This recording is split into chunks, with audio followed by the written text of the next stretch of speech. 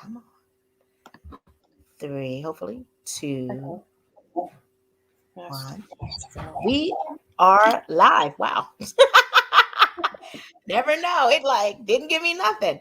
Okay, everybody. I am Dr. D, and you are watching Dr. D Time on Food Alchemy Network. So thank you for tuning in for this impromptu live, I'm going to say it again, interview with Miss Bernadette Sanders. Am I saying it right? Yes. No.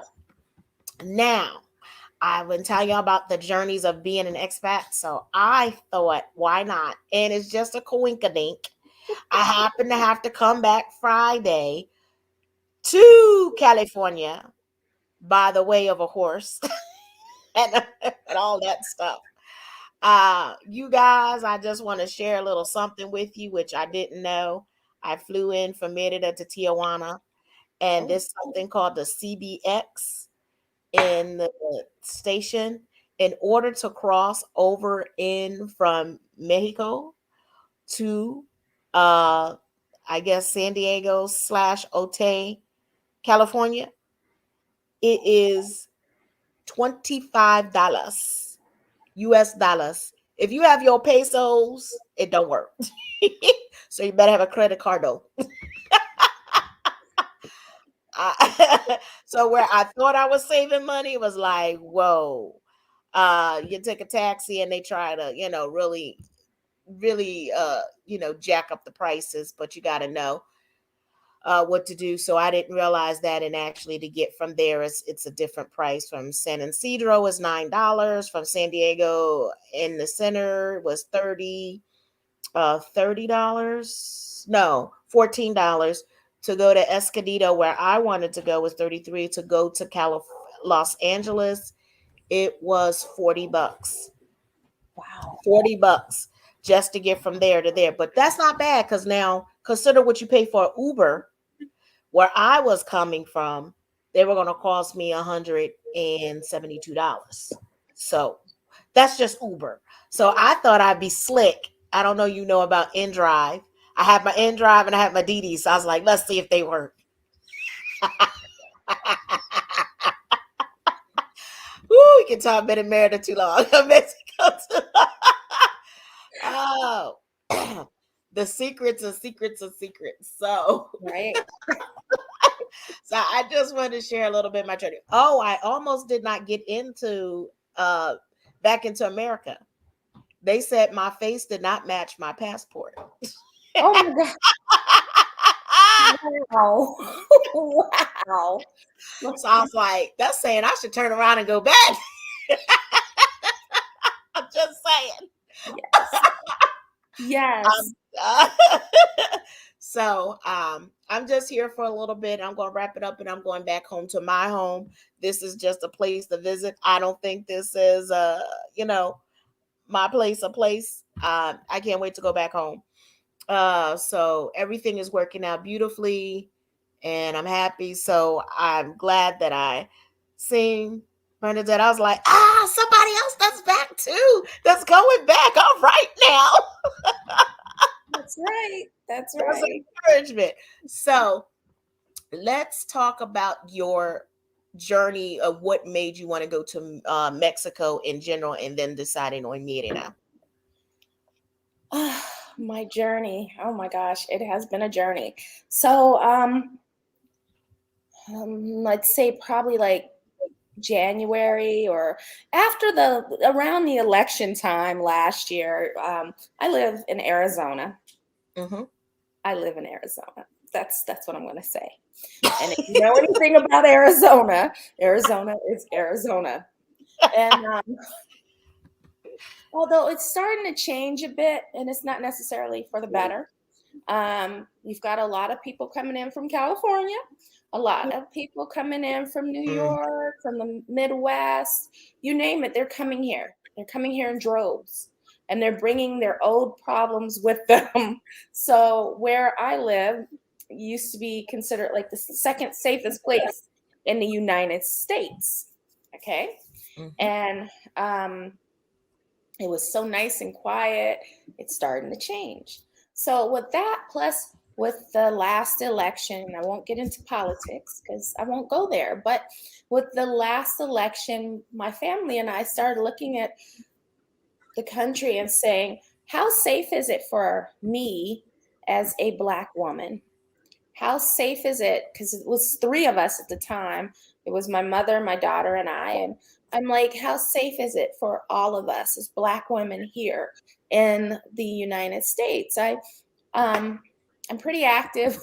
I like to do aerial yoga, and this is just a story that happened to me. I was coming home from aerial yoga, and it was around the election time, and a pickup truck full of young non-Black boys pulled up beside me, and they started like pretending like they were aiming guns at me and stuff for no reason. I've never experienced that in my life, and I've never experienced that living here in I'm in Gilbert, Arizona, and I had never experienced anything like that.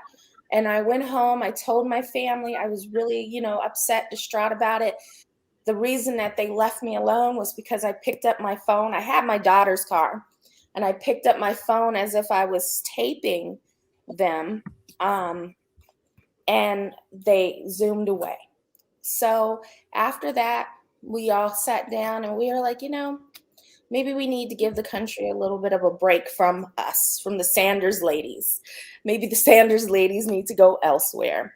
So we started contemplating different places. We thought of Rocky Point. We thought of Europe, all that. We thought of Africa, just everything. But my daughter came up with the idea, Merida. Well, I had never been to Merida. I've been to Cancun and, stuff like that. But never to Merida. So we went ahead and we said, okay, well, let's do this Merida thing. So we started doing all the research we possibly could from afar, watching all the YouTube videos we could, you name it, we were doing it. And we had a date that we had set for our move, which was like July. Of course, that came and went. But during the summer, we started going down to Merida and visiting. And so we went several times back to back, just visiting, seeing what we liked, everything like that. We went and we got a little condo down there, and we just go back and forth. And then in September, we were supposed to come back full time. My whole house got COVID. Me, my mom, my daughter. My mom actually passed away from it, so she didn't go down to COVID with us. I mean, well, technically, we had her cremated, so she is in Merida. But All right. yeah, so it kind of pushed our plans back even further, and we ended up making the track down in the beginning of or middle of October. Have you heard the story? Did you know the story of mine driving down to Merida? That's why I got you on here. That's why I got you on here to share your story. So Okay, let's so first of all, if you ever decide to drive down to Merida, think twice. I advise you to let somebody else drive. I advise you to let somebody else drive. We left out of Gilbert. We left out of our place that we lived in, which I'm at right now. And we couldn't, I bought a trailer because I was like, I'm going to have my own personal escape route. So if I decide I don't like it, I can pack my stuff up and I can come home. Okay. So I got my own trailer and it's in Merida. It's sitting where we live. Fine. And a matter of fact, someone asked me today, with your trailer, are you having to pay extra for it being down there sitting? And I'm like, no, because where I live, there's a visitor's lot. And they said either park it in your spots or park it in the visitor's lot. So it's parked in the visitor's lot and it's fine. You don't have to worry about anybody tampering with it, bothering it. They know where it belongs. It's fine. So anyway, I bought a brand new trailer and I hired these movers. I should have hired my friend that came and helped me over the weekend, this weekend. Pack, I should have gotten just her to do it because, yeah. They did not put everything in, so we still had a house full of stuff left. So we went on down with the intentions to drive back because we didn't know we were going to drive back and get everything else. I would not do that drive again. No. If I don't have to, I won't do it. So basically, we left Arizona, got to Texas, got lost in Texas. GPS got us lost. It took us like 6 hours out the way, ended up at the worst border crossing that you could possibly cross at. Okay. Which one? The crossing where they're like shooting at people. We get there. Yes. So Which border is this? This is the Roma. Roma. It's the worst crossing. You don't cross there. Do not cross at the Roma crossing. Don't do it. Hey. We get there, Border Patrol, and I have 2 dogs. So my poor pups, I really feel for them. I know that this whole move probably traumatized them. They're much better now. They're loving Merida. They're chilling out. But this whole the border crossing people on the American side, they were like, be careful. When a patrol person says to you, be careful, think twice. Okay? Right. They said, be careful, get through the border towns as quickly as you can, and once you get past the border towns, you'll be fine, you'll be safe. Okay. Our problem wasn't the border towns, it was the border. So we got across the American side, entered the Mexican side, and we were stuck for 8 hours at the border trying to go through immigration. They charged me $800 for my car and my daughter's car just on taxes. Okay? Because we had stuff with us. We had a trailer and we had stuff. So they charged me $800 for that. Then I paid for both of our cars to come into the country. And then, I paid for all that. So when I left that border, I had given them a lot of money, and somebody at the border took my sunglasses. I'm not saying anything. They took my sunglasses. So by the time we get past the border, it was probably like 5 o'clock. My daughter is panicking because all we've ever heard is these bad things about how they're shooting people and killing them because it's a lot of cartel and really bad gangs right there. And she is calling me on her phone, just panicking. Mom, we got to get through this. So we have to drive. We literally drove at night. Second thing they tell you not to do in Mexico.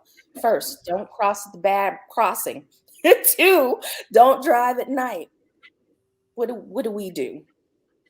You did both. We did both. So we drove at night. I'll never drive on a highway outside of Merida at night. Never in Mexico will I do that again.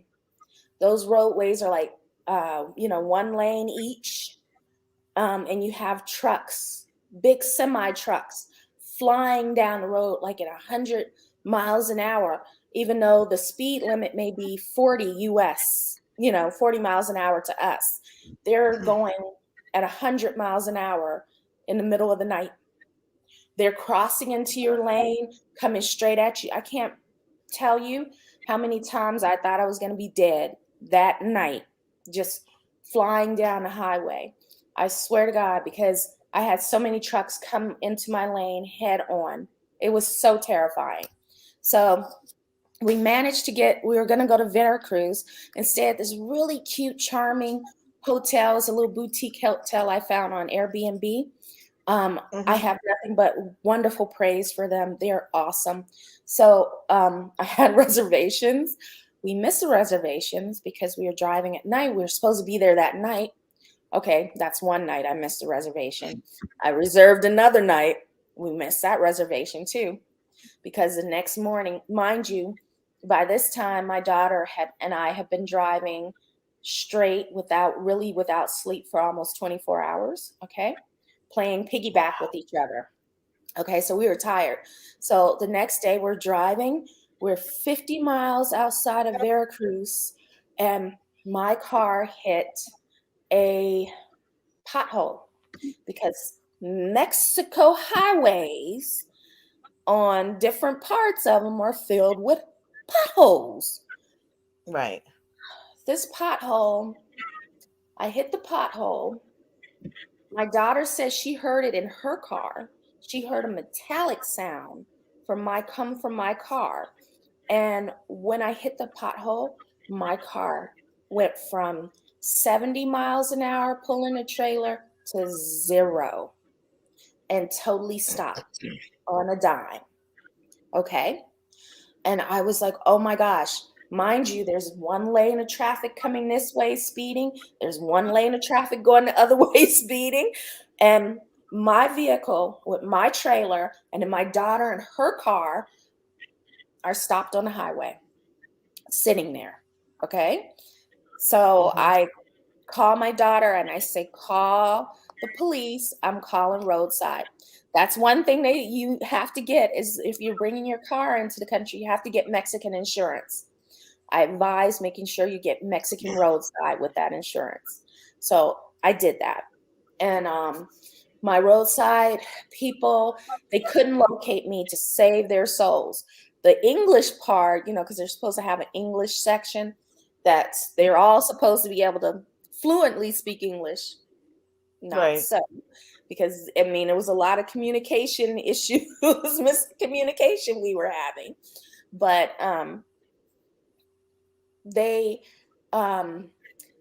so anyway, the police and the National Guard showed up. Okay.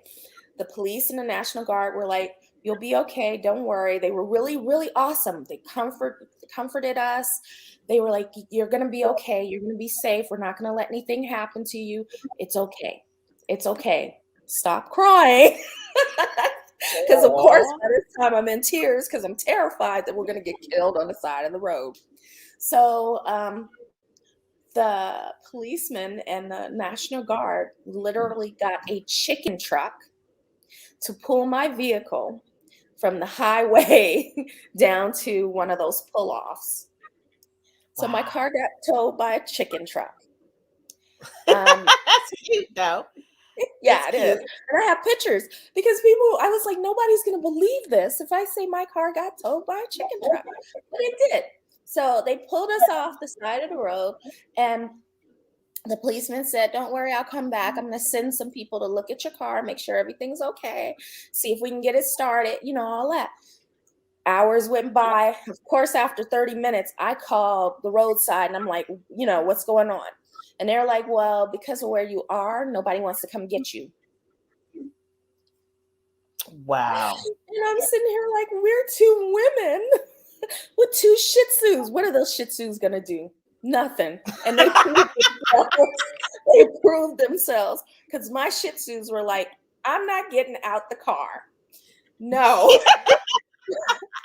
One of them even got diarrhea days later because he refused to get out the car to go to the bathroom. They saw stray dogs running around where we were and people. A matter of fact, okay, so we got stuck there for 24 hours. So during this 24-hour time period, roadside service could not get anyone to come because they were like, we're not coming. And the closest company that would come was 2 hours away. And they were like, we're not doing it until the morning. So we literally had to sleep on the side of the road for 24 hours. Okay. The policeman sent his people back. They looked at the car. They couldn't get it started. They didn't know what was going on. Okay, leave it alone. Go away. Whatever. So I told my daughter, pull up beside me.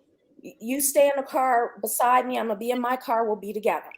So she went to sleep. And I was shocked because she doesn't do that. But she went to sleep and she slept a whole night. She woke up at 8 o'clock in the morning. Me, I'm up and down. So in the middle of the night, I woke up. I watched a man on a white donkey ride by. I woke up at another point hearing moos and stuff. We're surrounded by cow trucks. Okay. They're mooing and they're moving, and I'm sitting there like, what?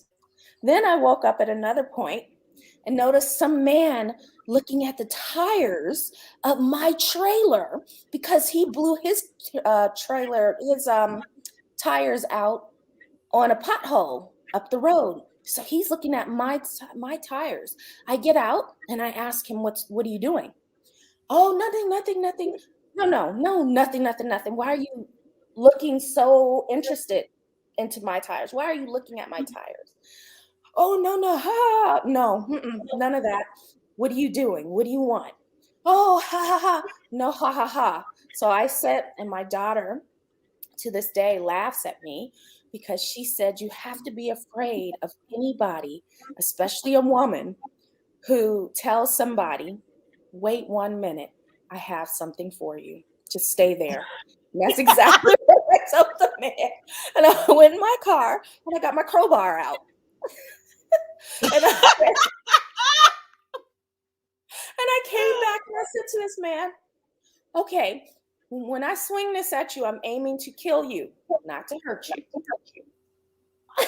And he was like, and he walked away because it was just my daughter and I, and it's just Right. like, yeah. And we're out there, and I don't know what's going to happen to us at this point in time. So, we're terrified. But I definitely don't want you to take my trailer's tires. That's a no, and that's not going to happen. So, yes, I did threaten a man with a crowbar. I did, and I'm not mad about it. I'm not sorry that I did it, anything like that. I don't care. I threatened him with the crowbar. So he went on about his way. My daughter said, oh, Mom, you're a badass chick. So anybody who would say, wait a minute, I'll be right back. I got something for you. Well, I had it sitting in the front seat with me. So I just pulled it out. Yeah. And that was all she wrote. Yeah. But that's a beautiful thing. Yes. But yeah, I was just, and nobody bothered us the rest of the night. No one bothered us after that. But the next day, the tow truck finally came. They took us to Veracruz. We were stuck in Veracruz for 5 days waiting for my vehicle to get fixed. So, 5 days. And I was like, why are we waiting so long? What's taking so long? But we were there for 5 days waiting for this vehicle to be fixed. And it got fixed. All it was the ignition line was loose or something like that. And I think what happened when you go through the border, they go through your car and they try to see if they can find drugs. They lifted up my hood. I don't know what drugs they were going to find. As they could see, there were no drugs. Whatever drugs were in the vehicle were prescription, Mm-hmm. And I'm sitting here like, I don't know what you're looking for. So they literally took my dashboard apart. I was really upset about this because I still need to get my dashboard fixed. Because on the side, on my driver's side, there's a little, it's about this big of the dashboard where it had my cruise control button, my 4-wheel drive, and my lights to, control the lights. And that they pulled out. So literally it was hanging. And so when they did whatever they did, they must have loosened the ignition line. And so when I hit the thing, the ignition line let go of itself. So yeah, so we were stuck for 5 days. I did get an oil change also. He gave me that for free with all of that. And added some oil. He was really nice. He was just the mechanic he was super nice, and he was excited that he could practice English. So he did everything possible to accommodate me because he wanted to practice his English. And I was like, okay, that was so nice. We can practice English together. That's fine. For me. So I was like, okay. But I mean, he was awesome. He was like, when you leave, if you have another problem, call me. And I was like, okay, not a problem. Thank you.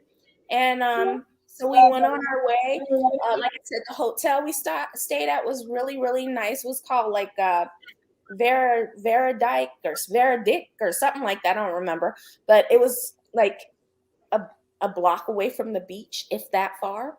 And Wow. yeah, the food in Veracruz is awesome.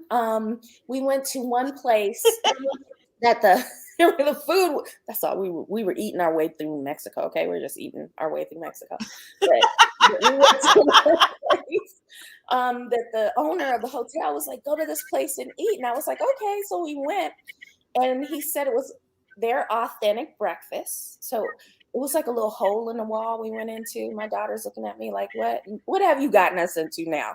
Because that's what I do. I get us into stuff.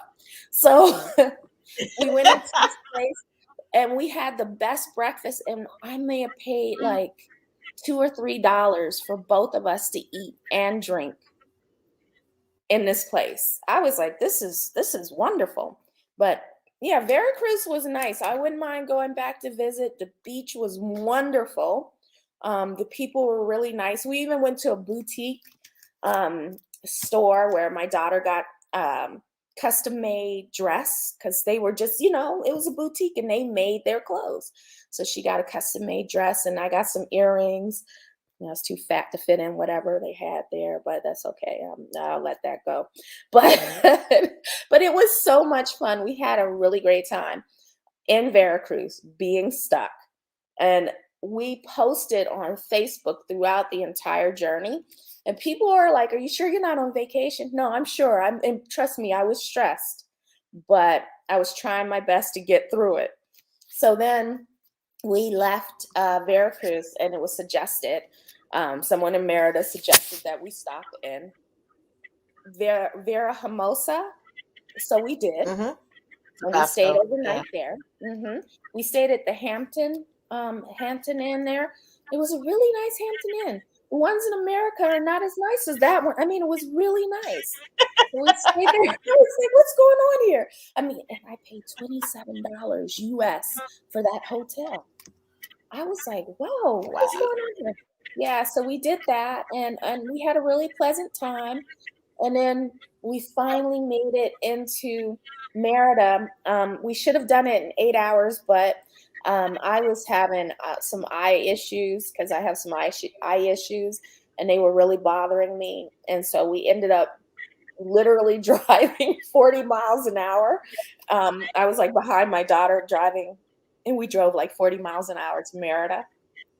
And we got in at like 11 o'clock at night. And it was, yeah, we were exhausted. But yes, it's been an adventure. It has been an adventure, but I really like Merida a lot. And even coming here, my daughter is in Merida with the dogs. And I was FaceTiming her, going through some stuff. And I was like, do you want this or you want this? And she was telling me, she was like, is that the house? Wait a minute, I don't remember it looking like that. And yeah, we are much happier with Merida. I think it's a nice place. I think the people are very friendly. Someone asked Mm-hmm. me yesterday about the whole language. Are you picking up Spanish? How's your Spanish coming along? Okay, I'm going to be honest with you. My Spanish is not coming along at all because everybody I meet in Merida wants to speak English to me. So I go ahead and oblige them because, yeah, why not? So, I mean, like I'm in Starbucks. They know me by name at Starbucks, which I'm just like, I don't know. Good thing. But I come in there like, hi, Bernadette, you want a chai tea? And I'm just like, yeah. And I'm just like, this is a shame because and it's not one of them, it's several of them because they're like, oh, here's the American. And we can practice English with her. So yeah, Right. I swear everybody everywhere. I was at the gym where we're living, and the lady asked me in Spanish about turning on the lights.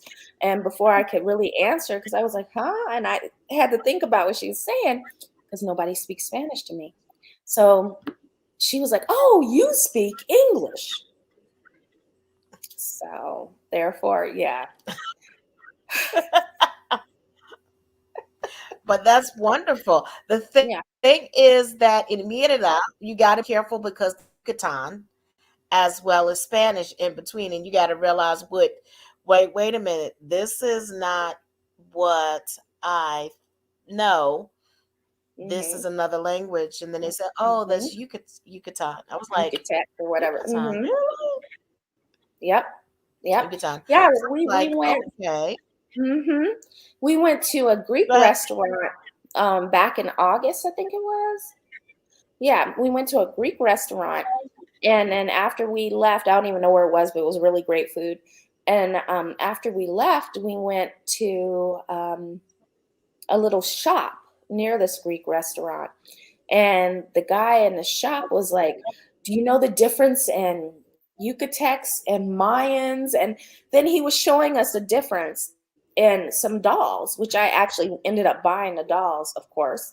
Um, but the Mayan head was bigger than the Yucatec head. And he said that was because um, when the babies are born, the Mayans put their babies in hammocks to sleep, whereas Yucatecs put them in the bed.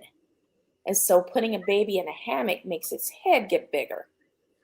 And they said that was the difference between the Mayans and the Yucatecs. So you can look at the people and tell which ones are Mayans and which ones are Yucatecs by their head. That was what I was told. Wow. Yeah. Isn't that Oh, interesting? an interesting fact. Oh my gosh. Okay, that's Mm-hmm. something to think about now. But Mm-hmm. that's okay. Yep. It's interesting. Very interesting. Yeah. But yeah, that was my experience. And we were gonna come right, like I said, we were gonna drive back like a few Mhm. days after we got there. That was the original plan. And after all of that, I was like, I'm not driving anywhere. I haven't even driven my car since we got there. I've been driving my daughter's car. I was like, my car has been so traumatized. Um, I'm gonna have to take it in and, really get it serviced and get some things fixed. I'm just like, my poor baby, she has been traumatized. So she has been sitting in her spot, not moving. And yeah, like I came here and I took my house keys off to come here, and my daughter's like, no, take your whole keychain. I'm like, no, you might need to move my car or something, you just never know. And she was like, yeah, I guess. But yeah, my car's been traumatized. I think I've just been traumatized by the whole experience. Right. Yeah, but it So was, I have a question. How did you decide on the company to move you?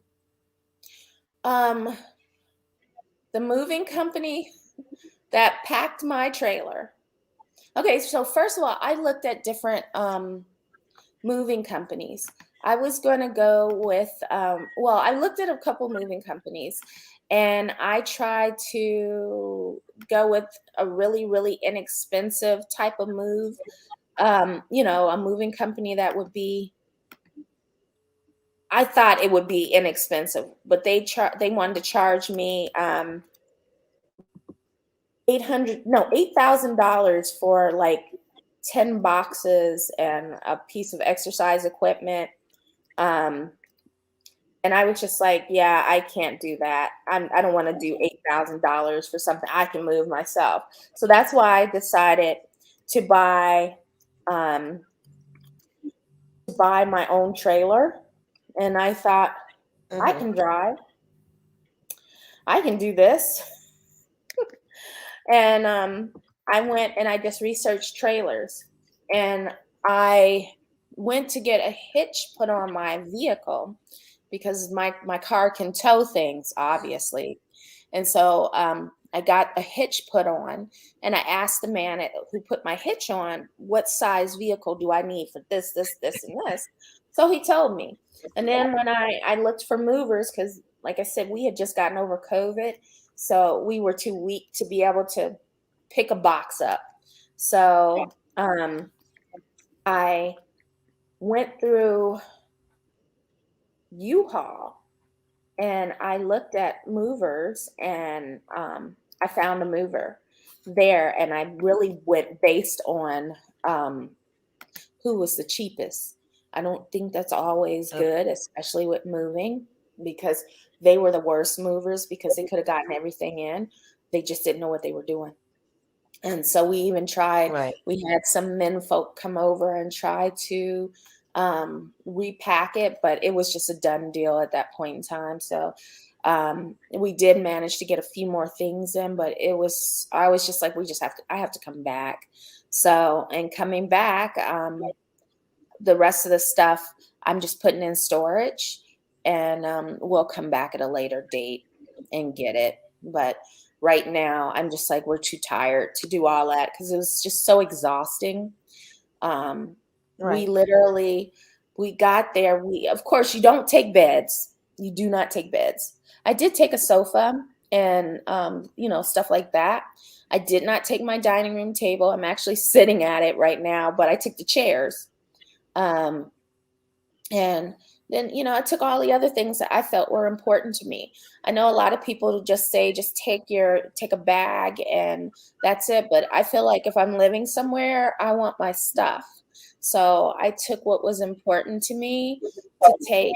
And yeah, and the things that are in storage or going in storage or here or whatever, a lot of them are important to me on a daily basis. But I'm sitting here like, I've been going through my suitcases to figure out what can I not live with for a few months, stuff Okay. like that. So that's, yeah, that's how we did with the move and everything. But yeah, I wanted to, like, when they boxed everything up or put everything in a trailer, these men forgot my shoes. How do you forget a woman's shoes? So I have a ton of shoes that I'm trying to put in the suitcase. How do you do that? So I'm just like, Lord have mercy. But yeah, they forgot my shoes. I was really quite upset about that. So I did put shoes in storage, but then I'm like, these shoes right here, I use all the time. I need these shoes. So my other shoes, I'm Okay. taking with me, But yeah, I wanted to feel comfortable and not feel like a visitor, but feel like I'm, Right. there. So Right. yeah, and uh, yeah. So that's what I did. And oh yeah, Eddie uh-huh. Eddie L said, he said when they ask you to say something in English, have them teach you to say something in Spanish. Oh, So that's you a do good get an idea. even exchange. I like Because that's that. what I Okay. do. That's what you do? Okay, well, That's I'm what I gonna have to try that. I do. And then some of them will tell me is Yucatan.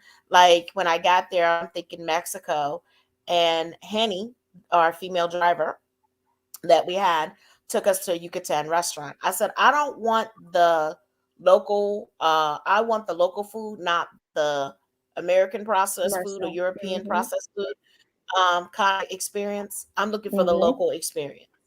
Right. Like I don't like going to Walmart. That's just me. I seen they had an Ace Hardware, which I was shocked at. Then I seen the Mhm. Sherman and Williams. I was like, oh my gosh. Then I seen the Burger King. Then I seen the Mhm. McDonald's. Got Well, the one of McDonald's they those. only had dessert. I was Mhm. like, what? Where am Uh-huh. I at? Krispy Kremes. But where's that at? Yep. I haven't seen that Um, yet. oh, you haven't? I haven't. Yeah, it's near the mall. It's No. near the Galleria. And then if you go into Liverpool, they have a Krispy Kremes on the first floor. Yeah. Oh wow. Mhm. Oh yeah. Okay. Now I Kremes is went there. into Liverpool Mall, but we only seen a skating ring. We went through the mall, and maybe I missed it because I was So so if you go interested into in that they the had a skating ring. right, Go ahead. isn't that neat? Yeah, if you go into the actual Liverpool department store and you go down the first Hmm. floor where the candy section is, on the other Okay. side of the candy section is the Krispy Kremes. It's in the Oh my. department store. Yeah. It's Oh like God. it's facing the outdoors, the doors that go out. Yeah. Can you imagine? Okay. Yeah. Yeah. I can. That's what I said. So those are some of the things that I wanted to do. Well, I won't shop at Walmart. Have a Costco. Um, in the upper north, in the northern side. I Mhm. don't think they have a Costco in the south side of Merida. I I'm don't not think sure. so. Mhm. I know they have Walmarts all over the place. I was like, what? They even had a Walmart Office Depot, they grocery have store? them, Office Max. Yeah. Mhm. Yep. We I'm have all like, the different what? things. Mm-hmm. Yep. What Yeah. I And, liked, but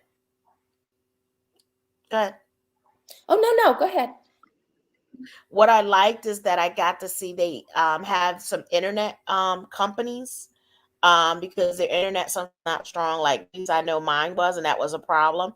That I Mm-hmm. went through 4 gigabytes in 3 days, and I'm like, what? And then I had to go back and pay. I was like, are you kidding me? So, Wow. if you don't have a phone, that's what I advise people to bring an unlocked phone that actually can be adapted to Mexico to get their minutes or their gigabytes more than 4 gigabytes.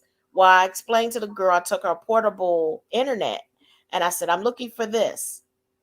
My Spanish was evidently not good enough. So then I said, I go through blah, blah, blah, blah. The lady, after all of that, I buy that, get the card, put it in my phone. I went through, like I said, the gigabytes in 3 days. I go back a couple days later and explain this is not working, blah, blah, blah. She pulls out the portable internet that I was looking for, 40 gigabytes. I'm looking at her like, that's what I asked you for, and you told me you didn't have it.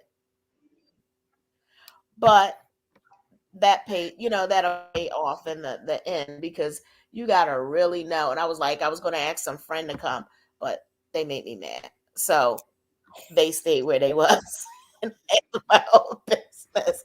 It's just like, Ceci, your Spanish need to be improved a lot. So it helps me out a lot that people want to speak English, but it helps me out a lot when they will correct my Spanish and Mm-hmm. let me know that's not way. Like the simple question, when do you stop saying buenas tardes and when do you start saying buenas noches? Right. And Right. told that at 7 p.m. you start saying buenas noches. I Oh, didn't know. okay. I So didn't know it's that either.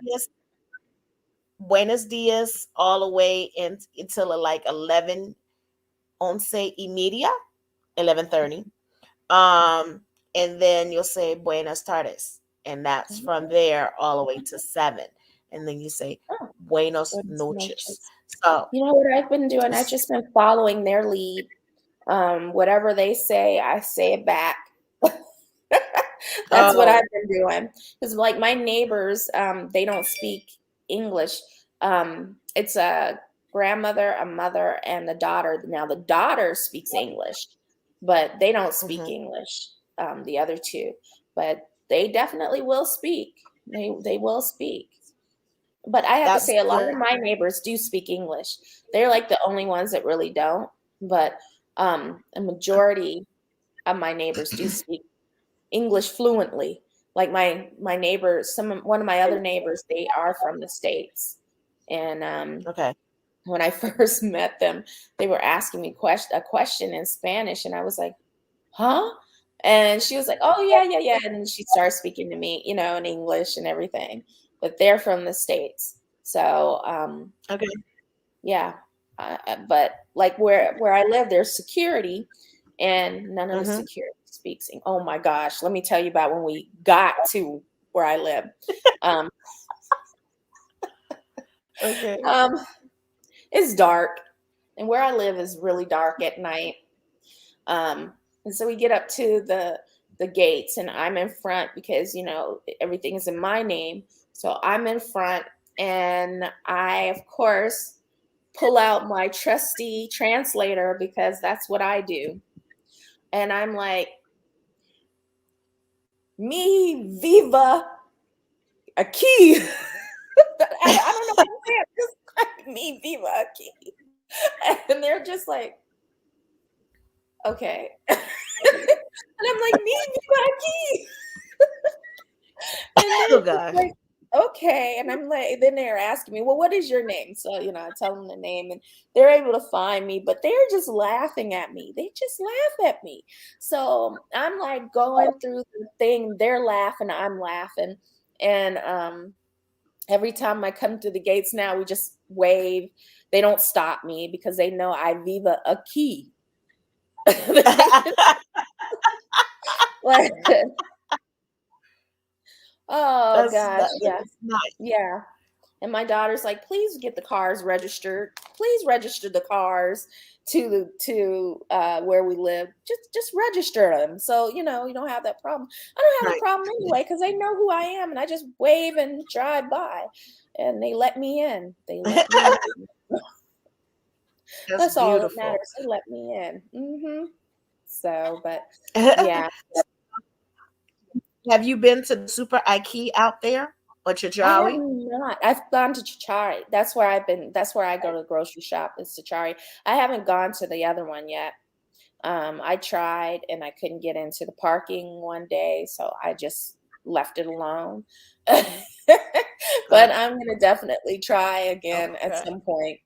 Because the other one is very expensive after a point. I'm looking, I'm saying, wait a minute, this is a little more expensive than I thought. But I do love grocery shopping there. Hmm. And I think Okay. Yeah. I've been to the harbor to eat, but I haven't been to the mall there, but I've been to the Galleria. And then I have gone to Hmm. Walmart and I have gone to Office Depot and I'm trying to think where else. Starbucks, because Starbucks knows my name. And yeah, I'm just trying to think. I went to Boston Pizza because we decided we wanted some pizza one night. And my daughter was like, please Hmm. don't do that again. Please don't. So I said, okay. She was like, I don't know what they're making, but don't do that again. So I'm like, okay. And then outside of where we live, I mean, it was an interesting pizza. I wish I had taken a picture of it. It was just really interesting, but it was not the best, and it was kind of soggy. But they were trying. They were trying. And then um, outside of the community I live in, there's like a little convenience store, and or Hmm. little strip mall type of thing, and they have a restaurant now. They're getting ready to open a second restaurant this week, which I'm excited about. But the first one, Okay. they know me every time I go in there because I don't speak Spanish, and Hmm. only the manager there speaks English. So they literally bring me treats, which I'm like, you know, I'm gonna come Wow. back. You know, yeah, like the first time they brought me a little shot glass with a marzipan milkshake in it, and it had all the Hmm. fixings and a cookie and all that. I was like, oh, and they were like, try, try. I was like, yes, I will. And then then the next I time like I was like, that. okay, so you threw the little line in and you're reeling me in. I will be back. So the next time I went back, I was sitting there waiting for our food to go, and the guy went behind the bar, came back, plopped a big old sangria down in front of me for free. I was like, Wow. did you know or think I needed a sangria today? So I had that sangria and it was so delicious. I was like, can I take it with me? Keep you coming back. They were like, no, you have to drink it here. So I was like, okay. But it Right. was so delicious. So yeah, they knew what to do to get my dollars. And so I go there often. But I did buy a pizza from there. And my daughter was like, it was better than Boston pizzas, but it was like yeah, the crust was like a one of those hard uh biscuit crust things or biscuit sticks or whatever they're called. It was really hard. It was Oh hard. God. Yeah. But I mean, it Oh was better. wow. But yeah. But yeah, so I don't know about pizza in Merida. Well, the Hyatt Regency has really awesome pizza in Merida, but everything else I don't Okay. know about their pizza. But oh, and I know what I meant to say when about my trip coming down. I advise anybody Hmm. that if you're going to drive through the country of Mexico, make sure you have at least 1 to 2 rolls of toilet paper. Make sure Yeah. of that because the bathrooms are not necessarily equipped with toilet paper, and you might find the toilet paper after the fact. Like I went into a couple bathrooms where I Wow. was like, "Where's the toilet paper?" It was close to the door so you get the toilet paper off the roll and then go in the thing. But luckily I had, I had like Kleenex in my purse. So, but still, take a roll or two of toilet paper with you in your car when you're driving through Mexico. That is something I definitely advise. Take your own toilet So paper. I have, so when you drove, you had to pay tolls, right? Yes. Tolls. So how did you pay the tolls? Like, because I know when I was in Tijuana, I got stuck between Rosarita and Tijuana going to San Diego, and I was on their highway, and I didn't have any. Only had a Pesos. credit card though. No, I had Mm, a credit card. I didn't take it. So they were like, "Do you got American dollars?" Or I had no pesos. wow. So Yeah. that Well, was a that yeah, I could see that because yeah, they won't take your credit card. Before we went through, we after we got lost in Texas, we went to Laredo, and in Laredo, we went to a currency exchange, and we changed our money over okay. there. Um, Hmm. so I got about $500 worth of pesos, 500 US dollars worth of pesos, and I split that up between myself and my daughter. Um, Hmm. and I seemed to forget that I had to pay for tolls and stuff like that. She didn't. So as we're driving, I'm stopping, I'm getting a snack or water or something like that. I'm paying with pesos. I could have paid with a card. I'm paying with pesos. Then um, we would get to the tolls, and at one point, I literally said to her, "I don't have any more pesos left. I can't find a bank until we get to Veracruz. Do you have any pesos?" She had pesos, so she had to she had to loan me some of the pesos I gave her. But yeah, it was yeah. Yeah, pesos. We paid with pesos all the way So down. that wasn't bad for the. No, So it's that like wasn't bad. That it was no. like maybe $250 between you two for the tolls to come Yep, down. yep, yep. That's not And bad. then no, it may have been a little more because in Veracruz I did stop and get some more money because I was able to locate banks and stuff like that there. So it may have been Okay. about 300, maybe 300, but yeah, 250, 300, something like that per person driving. Yeah, so it wasn't bad. I think when you got closer to the Yucatan, the tolls got more expensive, because there were some places where the toll Wow. may have been like, 20 pesos or, stuff like that. But when you got closer to here, it was like, maybe 500 pesos and stuff. And then also I had a trailer on the back. So I'm pulling a trailer and it's going to Okay. cost more for me to go through.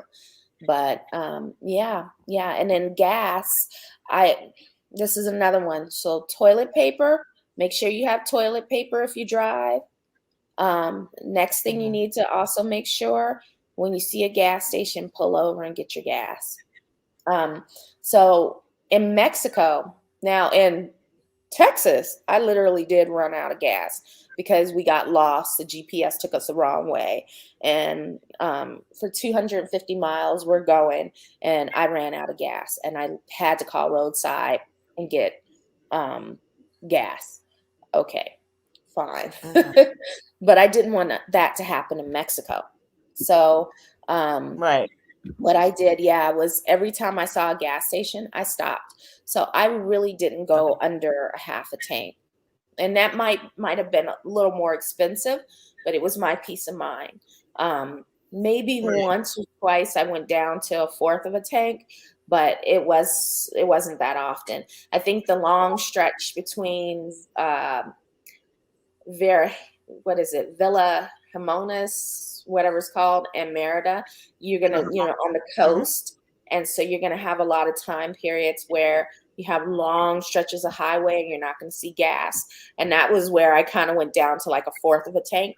But we stopped at almost every filling station, if not every other filling station, so that I could fill up, because my daughter's car was fine, but I was pulling something. And so pulling a vehicle, Right. yeah, I was drinking gas. So yeah, I stopped. Okay. I stopped. So that's that. Those are my two things that I would say to anybody who is um, driving through. There's three things. So toilet paper. Make sure you have toilet paper. Four things. Make sure you have toilet paper. Make sure you have maybe five. Make sure you have toilet paper. Make sure you have money for tolls and pesos. Um, Make sure also that you fill up every filling station, every other filling station, and make sure that you take any sort of food with you that you want, because when you stop at the rest stops or truck stops, they're clean and all, but they are not necessarily equipped with restaurants, or they may say it, but yeah, just make sure that whatever food you want to eat, that you have it with you. um, Okay. Snacks, whatever, sandwiches, whatever. Just make sure it's with you. Okay. It's a little easier to go across the border with food than it is to fly with food. So make sure you have whatever you're going to eat with you. And also, like I said, make sure you get roadside service for Mexico.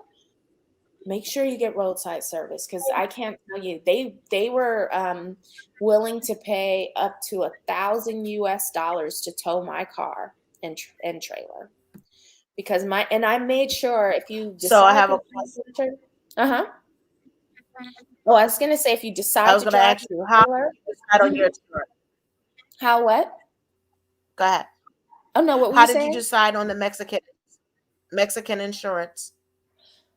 Um, I went and searched around the different online, just searching around the different insurance Okay. carriers, and I found one that I thought was pretty neat, and I could pay for the entire thing up front for the whole year, which is what I did. And it came with roadside and other things that I had on my American insurance, and you also have to keep your American insurance. So um, paying for it for the whole year was really great, because then I didn't have to think about paying for American insurance and Mexico insurance every month. I just went ahead. I paid like $400 for mine, and I bought my daughter's insurance too, and I paid maybe 300. But mine was more because my trailer is covered by my Mexican insurance.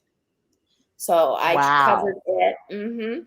I covered it, and here in Arizona, I did not have to register my trailer with the DMV, but I went ahead and did that. So it has permanent plates. And it also, I did that so I could get it covered by Mexican insurance, which was really good, because if I had not had it covered by Mexican insurance and I hit the thing and it did what it did, my trailer would have been stuck, because they would not have done anything unless I paid out of pocket. So Wow. I had That's my good. trailer. So I had that attached, and I'm glad I did that. So you just make sure you have all of your stuff all your ducks in a row, lined up. So those are like some key important things I would say. And then fifth thing I would say to anybody thinking about driving through Mexico, really plan your route. The coast is pretty safe. It's very safe. Um, However, Hmm. you have tons of potholes and the roadways are horrible. From what I understand, if we had gone down the middle of the country, the highways would have been similar to American highways. I would have been happy with that, but I was still concerned about the safety, because we were two women and I had a trailer. So I had to think about that, because I didn't Right. want anybody to, like push us off the road or anything like that, because they want to see or get to whatever they think is in the trailer. So I thought about our safety, and we decided to go through the safe route. But once again, Okay. that route was filled with potholes that I have never seen before. I mean, it's like the earth opened up and wanted to swallow a person's car. That's how bad these potholes are. So that's something I don't want to drive again. I don't want to drive it again. But yeah, yeah, You it's did it. You did it though. because I'm a badass chick. No, let me stop. There you go. There you go. Own it. Hey, There you go. I got a crowbar. You know. I have So a yeah, crowbar. I mean that I'm not gonna forget that, the crowbar, the man. That's gonna be something to tell your daughter, gonna tell the grandkids and the great grandkids. You know, Yeah, you know, this my is mama our pulled journey out to a Mexico. crowbar. and it was so funny because she was sitting there watching all this, and she had her bug repellent, because someone that I know from here, they're from South Africa, and they were in this like combat type of thing in South Africa. So before we left, she said to me, get some bug repellent, put it in your car, because we had mace and all that. And she was like, no, get bug repellent, because it sprays out 6 feet, it goes into the eyes, they're, disoriented, and you have a chance to do what you need to do. And so my daughter had the bug repellent, and she had that ready to go. And then she's calling me saying, you got to be scared of somebody that says, just wait a minute, stay right there, I have something for you. And that's literally what I said. Turned around, went to my car. At this point in time, I was tired. I was mad. I wanted to be in Merida. I was over it. So I was just like, look, don't let me hit you with this, because I'm really going to hurt you, because I was feeling some sort of way. That's where I was. I was in my Right. feelings at that moment. So yeah, But my did good. experiment. And Yeah. well, tell us about how you got the moving company. You said they packed the stuff and they brought it to your house, right? And unpacked it for you? Oh, okay. So here in Arizona, I hired a cheap mover, and they didn't do a very good job moving. I admit Right. that, or packing the truck. They packed the trailer and everything, and it was horrible. So that's why I'm here, to try to finish up what they didn't do fully. But when we got to Merida, we got Ruby's moving company. Ruby is the Mhm. owner, and Mhm. she is amazing. And we got there on a Friday, they came out Saturday, and she and her workers moved everything into our place. And after they moved everything to the place, they were like, okay, we have to run some errands, but if you need beds, let's go get them today. So I said, okay, well, we need beds. So they went with us to uh, Sam's Club and Costco. Because at Sam's Club, I found the mattresses. At Costco, I found, the box spring platform things. So they went with us to Mhm. both places, and I paid maybe $40 US for them to go with me to both Sam's Club and Costco to get the mattresses, transport them back to where I live, and to get them up into my unit and everything. I paid like $40 for 3 men to come out and do that. And then, like, to move in, she unloaded my trailer, my car, my daughter's car, and they paid me. They not paid me. They charged me $74, $74 to do that. And I was like, oh, this is amazing. Mhm. So they were absolutely wonderful. I'm really glad that I chose them. They had come to me with, really high um, recommendations. So I suggest Ruby. A matter of fact, she helped me get my cable on, because I didn't have a Mexican number.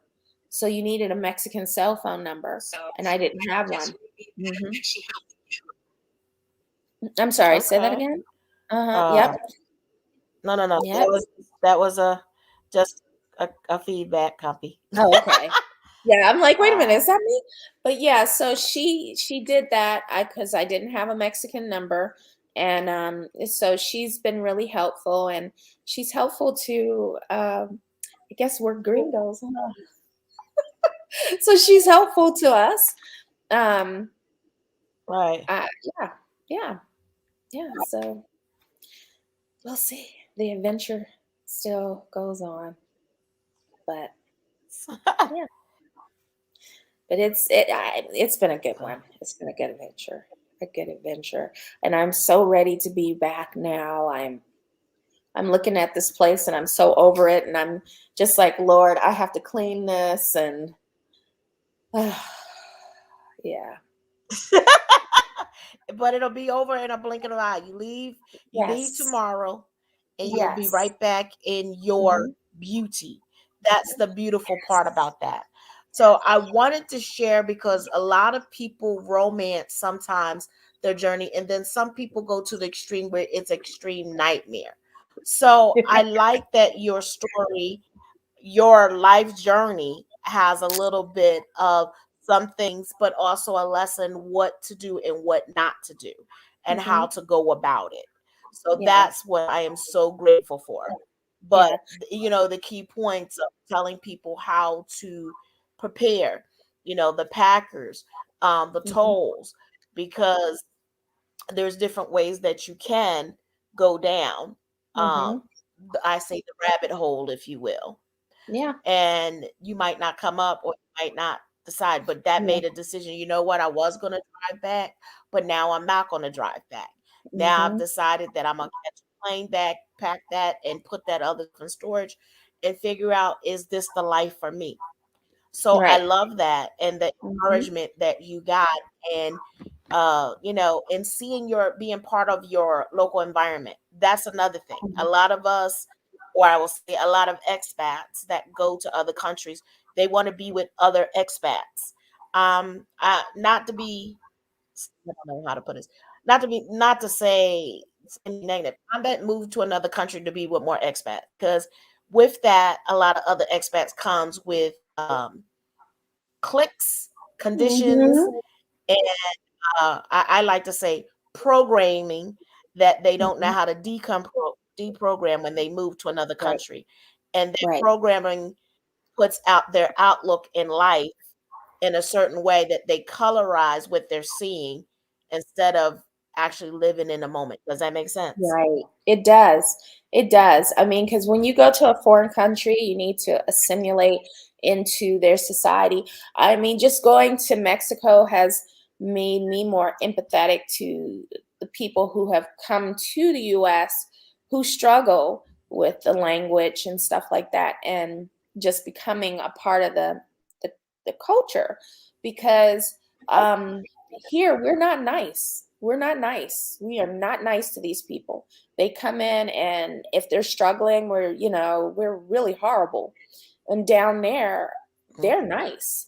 They're kind. I went to get the cable on, and I don't speak Spanish. And I'm with the translator app walking around like a fool, and I'm typing everything in, and they're patient with me, and they're waiting, and they're like, okay. And then, like, the lady who serviced me with the at Telmax or Telmex or whatever it's called, she said at the Tell end me. of, yeah, when we were about to part, she said to me in English, it was really nice meeting you. In English. Now I'm sitting here like, we could have done all this in English if you but but I was trying, and with my trying, she was trying to help me. And so I found that a lot down there. They will step out of their way to help you because you're trying. Whereas here, we're like, Yes. no, go away, go away, go back. We got a wall, all that stuff. But yeah, we're not nice. We are not nice. But you go into somebody else's country and you see how nice they are to you, and I think we have to just kind of look at that, and really kind of think about ourselves as people.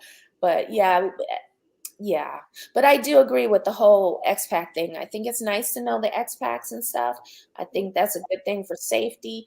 But you need to step out of it and meet other people. Like my daughter she has been down here dating and everything like that. She's gone on dates, had a good time with locals, and I'm like, Yes. okay. Yep. I mean, she's having a good time. She went on one date. It was a lunch date, and we were looking for the cable company. We couldn't find it, and she was like, "Look, my date is like in a half an hour, but what I'm gonna do, I'm gonna take you with me to the mall because we're meeting at the mall. We're having lunch at the mall, and you go on the other side of the mall. Stay away from us, and you go in the mall before we do. Stay away from us." And I'm like, okay, cool. So I went shopping for like 2.5 hours while she had her date. I did walk past them Right. because they were at a little cafe, and I walked past them. She didn't see me. He saw me. He didn't know who I was, but still. Right. Um, and she went, girlfriend is out dating and doing her stuff. And like I said, she's dating locals. So she's not just putting her cookies and everything, all her eggs in one basket with just expats All that are, right. So I'm like, hey, do you? And it was so It funny. worked. I walked by them, and this was hilarious. She was on her phone like this, and he was on his, and they're looking down. I'm like, why are they looking down? Because Translating. yes, They're yes, they were on apps I know. translating to each other. Yep. But I'm like, Okay. hey, if that's what works for you, you'll learn and you guys will be fine. So yeah. But I think the experience is getting out and being a part of the society there. That's the experience.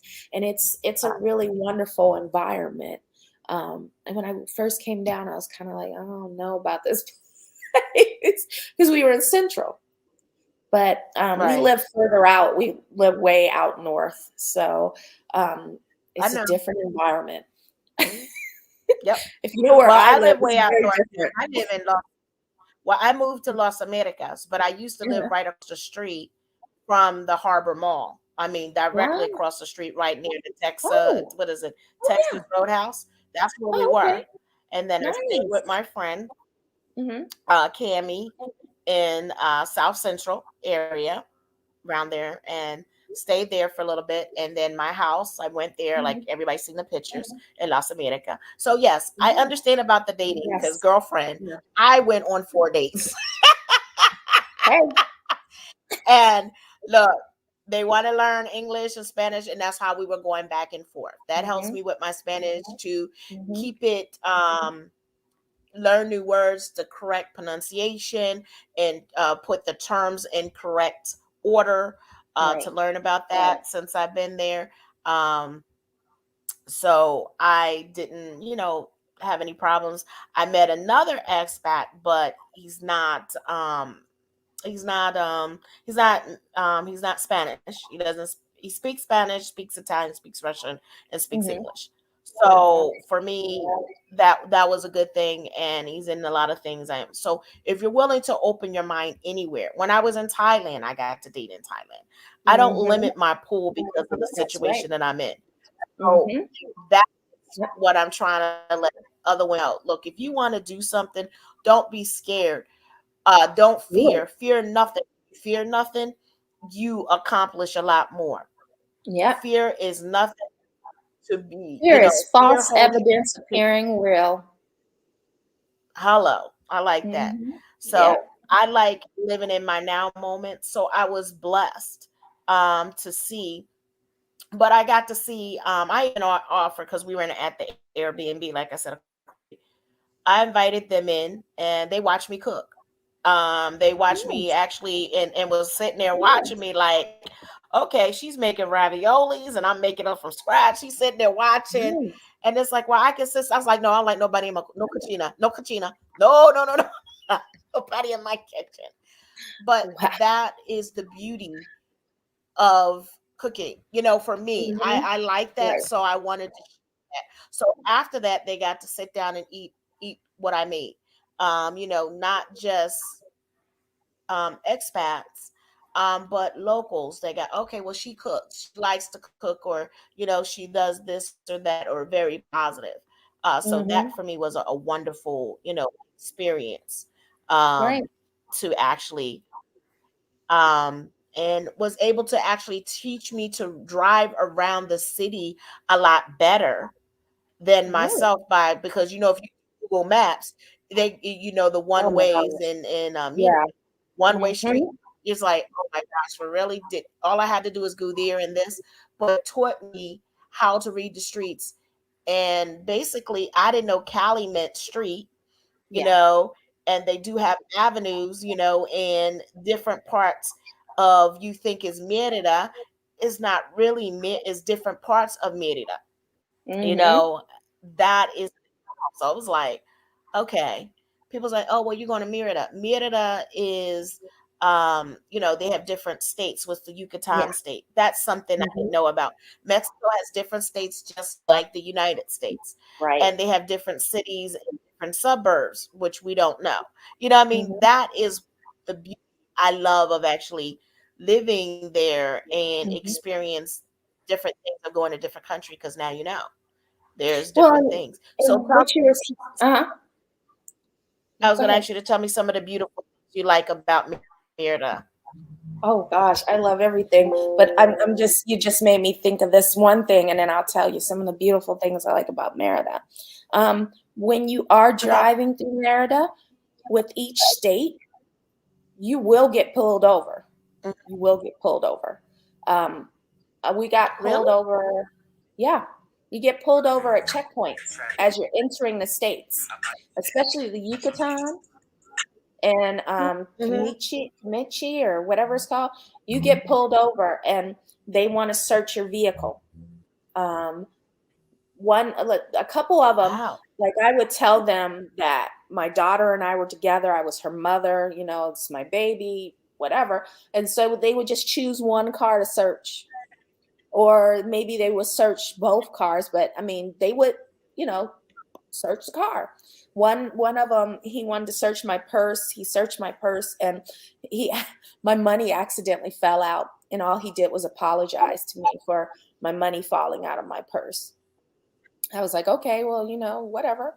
But they will search. And so, like, I've seen on Facebook where people get upset about having to be pulled over at the checkpoints, or people asking them for their passports and stuff. We do it here. If you Yep. take any sort of like airplanes or buses or whatever, and you're close to the border, they are going to ask you for papers here in the United States. They do that. So Yep. it's not anything uncommon, and it's not a racial thing or anything like that.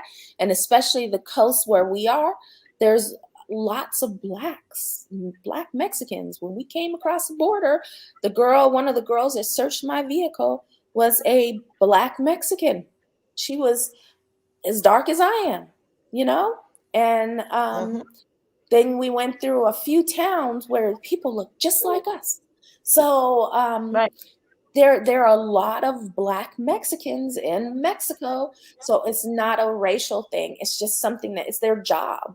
And they have to make sure that their citizens are safe and that we are safe. Right. And so they will search you and they will pull you over. And like when we got to the Yucatan, my daughter noticed why and who they were pulling over. We don't have front plates because we're coming out of Arizona. We don't have to have them. So in the Yucatan, they have front plates. And the reason they were pulling these people over is because their plates um, did not say Yucatan. And whereas Okay. others, the ones that said Yucatan, they were able to go. So that's why, like, Okay. we got pulled over. Well, what are you doing? Where are you going? I'm going here. Oh, okay. Well, have a wonderful day. I mean, and as long as you're nice to them, they will be nice to you. Let them know immediately, I don't speak Spanish. I can pull out my Mm-hmm. translator, but I don't speak Spanish. Let them know immediately and be really nice and pleasant, and they will be nice and Mm-hmm. pleasant to you. But the beautiful things that I like the people. I think that they're really wonderful and beautiful. Beautiful. I love the food. We've been eating our way through Okay. Merida. um, I like the freshness. Now, I'm out in the Yucatan Country Club, and it's a totally different beast out there. It's a different Okay. beast.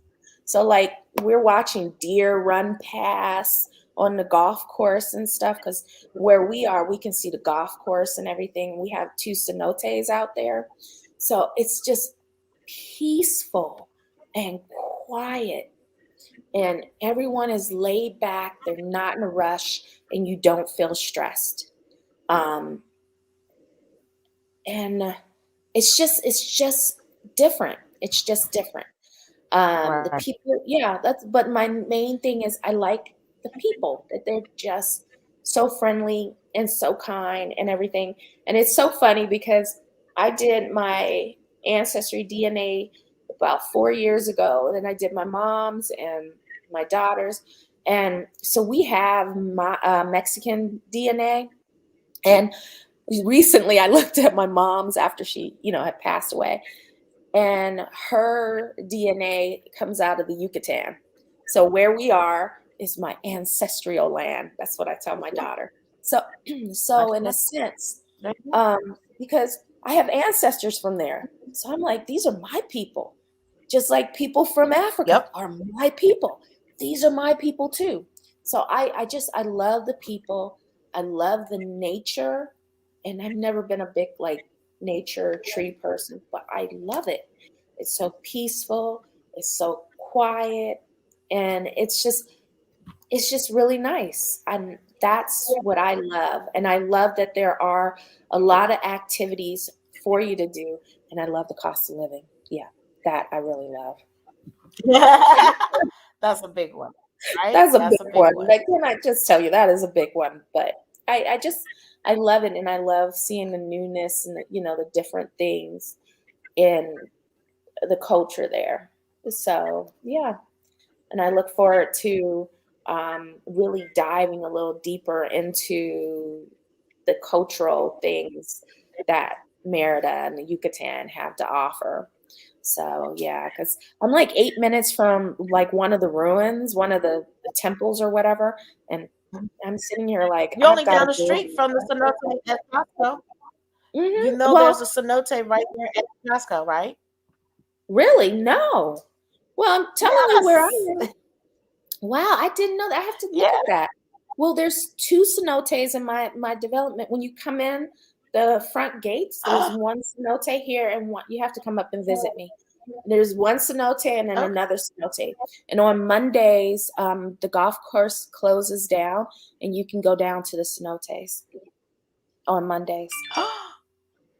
Hmm. Wow. Yep. That's Yep. amazing. Go, girl. Yes. Hey, I was like, shoot, I'm going I right here. like This is where I'm going to be, and I'm safe. There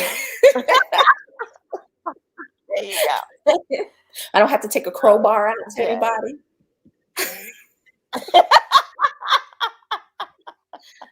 I like And that. So, yes, okay. yes. But You yeah, gave that's what I wonderful love about it. advice, and you gave wonderful advice. So your daughter, is she in her 20s or 30s? She is in her 20s going into her 30s. Friday she will be 30. She's gonna be an old Wow. woman. So you'll be home Uh-huh, in that's enough right. time to celebrate. Yeah. Go, girl. Hey, yeah, yeah. She she's just like, I don't know. I don't know anybody here. I was like, yeah, okay. So she'll It'll be good. be okay. So I have another question. Did you do your temporary residency, or you're doing a tourist visa? I'm doing a tourist right now because I told my daughter, okay, we went to Tucson to do the temporary, and Hmm. they were just pick the right place to go to. Pick a place that's not where they don't look at blacks as like being beneath them or whatever. Okay. Right. um and Tucson is so close to the border that they are so used to their residents being poor, and when you come there and you actually have the income and the means and all that, they have issues. So They gave me all kinds of flux. I provided them with everything.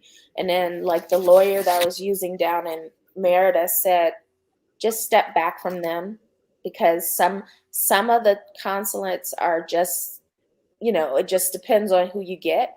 So just go to a different consulate. So I was going to go to one in Okay. Phoenix, but instead, my sister lives in the DC area. So my nephew's graduating from Hampton in April.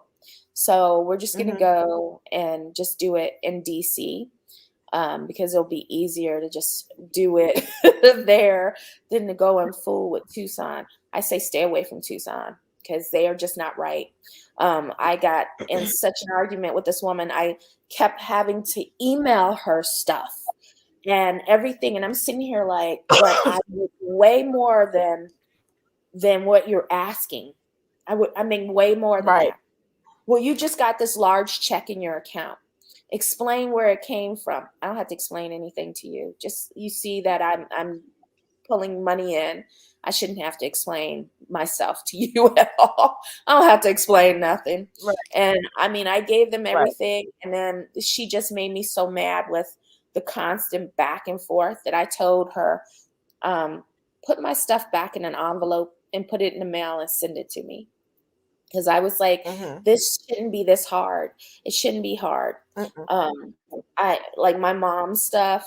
They were like, well, send her stuff because she was retired, and they were like, she was a retired school teacher, so they were like, send her stuff, and then also they wanted all your income to be on the same um, salaried paycheck stub, and mine wasn't. So they were like, and I'm like, some of my income I will get permanently for the rest of my life. So why can't you use this? No, we have to have everything on one stub. That's not realistic. Everybody's income doesn't always come from one source. So Right. I was just like, and I talked to the lawyer. She was like, yeah, just leave them alone. So I told the woman, Right. send me my stuff back. And so we're making sure, because I want to make sure before I actually invest myself into something, I want to make sure that it's the right Mhm. something for me. So I don't Right. mind if I need to in 6 months pick up and leave and whatever. That's fine. Um, if I say I don't like this is too difficult, or this is too whatever, or it's just not right for me, I have that option to do that. Or I have the option to say, Okay. okay, this is right for me. Let's do that. So that's what we're doing Okay. right now. But our plan is to go ahead and get the visas and everything like that at the end of that time period. So yeah. Okay. Yeah. That's good. Yep. Okay. So you Yeah. answered a lot of our questions, especially about that, especially the difficult part, because I was learning with a temporary visa, there's different information out there. Some people say you can't bring it. Then I was reading an article that you can bring your stuff. I mean, so it swings one end of the pendulum to the other end of the pendulum. Mhm. So I was told that if you have to go to the consulate and there's this list and you got to be approved, and that's it.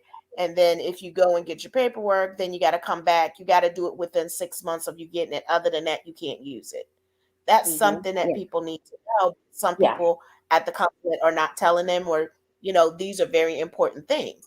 Yeah. So for And me, I'm like, wow, yeah. okay. And once you enter the country with it, see, that's another thing, because I would not have been able to come back here and clean this out, do what I need to do here. Because once you enter the country with that visa, you can't leave until everything is done. So you may be stuck for 6 months waiting for everything to be done. It just depends on how long it might take. So that's another thing Right. to look at. But yeah, I was like, let's go ahead, because they will let you into the country with your stuff. Because as far as they're concerned, you're on vacation, which you are. In a sense, you're there for 180 days on vacation, trying to decide Right. whether or not this is the right place for you. And people do it in America. They come over and they say, oh, is this the right place for me? I'm going to sit here for whatever the visa allows you to sit. And then they go and they say, yeah, I want to be here. And they make the effort to do that. And so now they have different things in Merida. From what I understand, you can, there's a way to be able to get the temporary visa there in Merida instead of having to come back to the States. So we're just weighing our options to see how to best do it. Also, another thing people don't know, if you purchase property over $250,000, you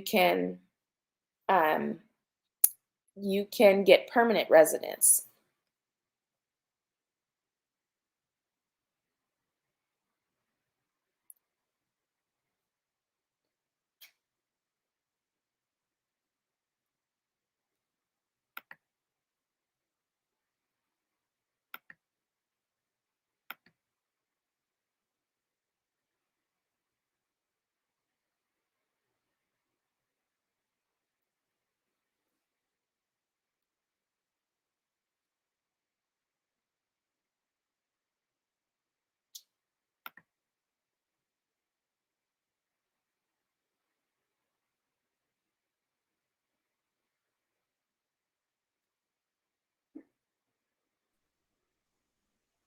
I'm sorry about that. Okay, as you can see that I had to change sources. My computer said that's enough, but that's okay. Yeah. Yeah, but what I was saying is that if you buy property over a certain amount, you can also get permanent residence. Right. Yeah, so people don't realize that might behoove a person to buy property in Mexico. So Okay. there's a lot of different ways. It's just talking to a lawyer and seeing what the best route is. But yeah, you can bring your stuff down, and I have a lease at a place and everything. I've Right. been paying on this lease since July, and I wanted to furnish it because if I decide not to stay, and I decide to come back to the States, I can leave what's there and I can come back and forth, you know? Right. That makes So, sense. mhm. So I do have another question that I did just sort of. So did you have to pay duty tax to bring the stuff in? That was the $800 I had to pay. Oh my gosh. Did you give them a list of stuff or no? Did you No, have a list of stuff? No. no, no. They decided on it. First, he told me 600. I was like, okay, for everything, for my stuff and my daughter's. And then he was like, well, let's add 200 for this one. I was like, no, no. I was like, what is written across my forehead? Idiot, take her money. I don't. But yeah, Oh my gosh. Okay. the money. Yeah. Because that's the thing I got. You got to have a list of everything that you're going to bring in. It has to be, well, if you do the temporary, you got to have them stamp it. The consulate has to go over it with the list and the serial numbers and all this stuff. I was like, that is, yeah, serial numbers and everything must give to them, and the consulate must stamp it for them to approve it. It's a list of approval, and then certain things you can't bring in. Well, I know you can't bring plants in. I know you can't bring a mattress in. So I was like, you can't bring a mattress. They was like, no, you can't bring a mattress. Wow. No, because we did bring a sofa and a sofa chair and an ottoman. We brought a coffee table, a sofa table, a TV. Um, we bought a little wooden hutch. Um, I bought piece of exercise equipment, and then everything else was like clothes, books. Um, we did bring some kitchen stuff, like Mhm. um, yeah, we brought kitchen stuff like plates and stuff like that. Right. Yeah, they didn't. No, we went to the border. We went across the border. Um, like I said, we crossed at Roma, and they took every piece of everything out of the The trailer vehicle. and Oh, out of okay. the vehicle. They took everything out of the trailer, the vehicle, all that. I brought my mother, and she was in a box, and I'm assuming they realized what was there because they didn't bother her. They didn't open her up. They didn't do any of that. They respected her. Um, but yeah, no, everything. Nope. No. They asked me, "Are you vacationing?" And I said, "Yes." And I told them that I had rented a place and I had the lease, and I let them see the lease, and they saw the lease. And I said, they asked, "Oh, you're gonna, become a resident?" I said, "Probably so. I'm sure we will, but right now we're vacationing." So we had a trailer. And on the way down, nobody stopped and said, "Let me inspect." No. I mean, you That's had the good. little inspections, but no, we didn't have to do. I'm trying to think if I took any sort of electronics. I mean, my computers. I think I have two computers of my own, and my daughter has a computer down there. And then um, there's like two tablets, three tablets. Okay. She's got a tablet. So yeah, no printer. I had a printer, but Okay. no. And then I bought mattresses there. I bought a washing machine and dryer and a refrigerator. So Mm-hmm. those were there. Other than that, no, we went through the border. They took the stuff out. They looked for drugs. That's all they looked for. They didn't ask Okay. for a duty list, nothing like that. And like I said, we were there for 8 hours. They gave Wow. me, they gave my daughter problems because they were trying to say her plates didn't match her vehicle, which was not true. And I told the man, because I was tired at this point in time, and I said, we had been there for almost 8 hours at that point. And I said to him, "You're just trying to get more money out of me, and I'm not giving it to you." I said, "You want another $1,000, I'm sure, to fix this," because they wanted her to produce a copy of the bill of sale of her car. And I said, "Who walks around with a bill of sale in their car? I don't, and she doesn't." And I said, "We're not producing that. You have the registration from the state and you have the information from the lien holder. Call them. They'll verify that this is her car." I said, "But I'm tired. I'm not giving you any more money. You already sucked me dry." I said, "But you know what? This is what's going to happen if this continues.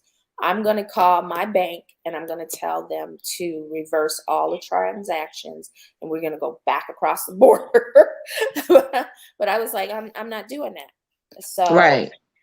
so he signed the paper, stamped the thing, and let us go on our merry way. All right. Yeah. See, Yeah. handle So business.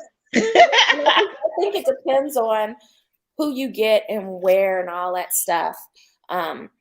We happen to get people who were bored and they wanted something to do, so they just Did went it. through everything. Yeah.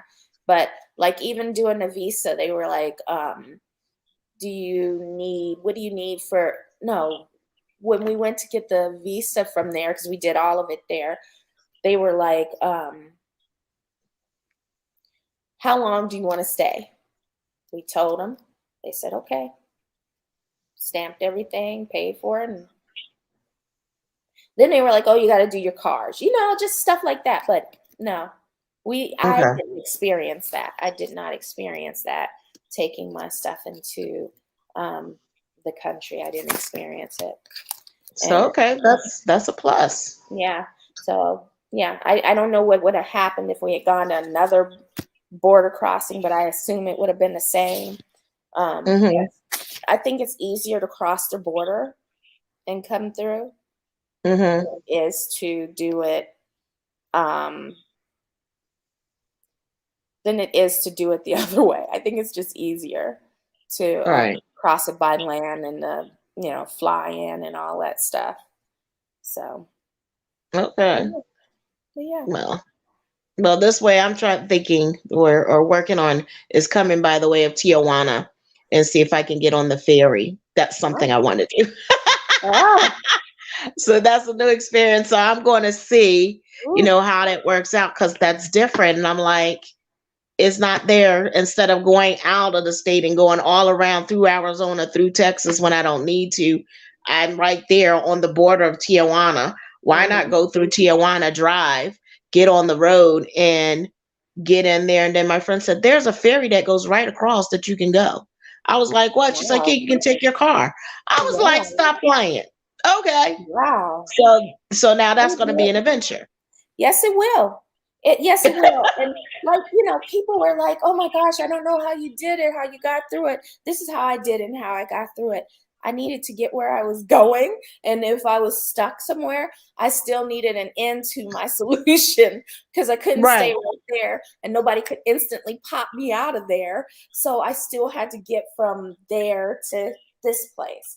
And to get Right. from there to this place, that meant I had to do some things to get there. I may not have liked them. I may not have enjoyed them.